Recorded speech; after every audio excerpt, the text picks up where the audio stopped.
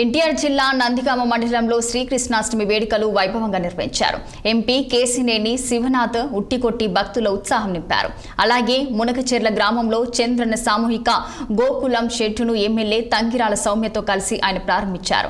ఈ కార్యక్రమంలో ఎమ్మెల్యే శ్రీరామ్, తాతయ్య, కలెక్టర్ లక్ష్మీష, అలాగే Krishna Milky, union chairman Talasani Anjaneyulu పాల్గొన్నారు. ఇక శ్రీకృష్ణ జన్మాష్టమి సందర్భంగా గోకులం షెడ్డు ఏర్పాటు చేయడం చాలా సంతోషంగా ఉందని కేసినేని తెలిపారు. గుజరాత్ రాష్ట్రంలో పాడి పరిశ్రమతో సమానంగా ఏపీలో పడి పరిశ్రమను అభివృద్ధి చేసేందుకు సీఎం చంద్రబాబు కృషి చేస్తున్నారని కొనియాడారు. ప్రతి గ్రామంలో సామూహిక గోకుల షెడ్డు ఏర్పాటు చేసుకుని రైతుల ఆర్థికంగా నిలబడేందుకు ప్రభుత్వం అండగా ఉంటుందన్నారు ఎంపీ కేసినేని శివనాథ్. ఆవులంటే చాలా ఇష్టమైన ఈ దినంలో హాస్టల్ ఓపెన్ చేయడం మాకు ఆనందం.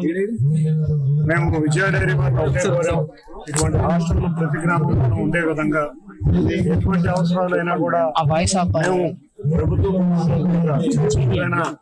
ఉంటే అక్కడ గడ్డి పండించడానికి కానీ ఇటువంటి వసతులు మేము స్థలాలను ఇచ్చే కృషి చేస్తామని తెలియజేస్తా.